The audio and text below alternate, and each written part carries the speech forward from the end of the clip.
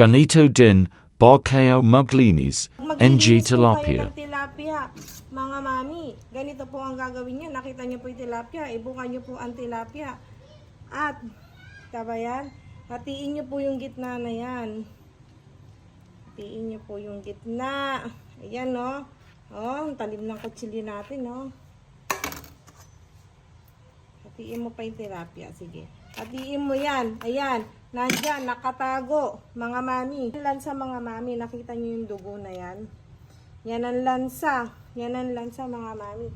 Ngayon, dudut-dutin natin yan. Yan. Dudut-dutin mo yan. Saka mo lilinisin. Oh, malinis na. Sige. Ganyanin nyo lang ng ganyan eh. Ayan, mga mami.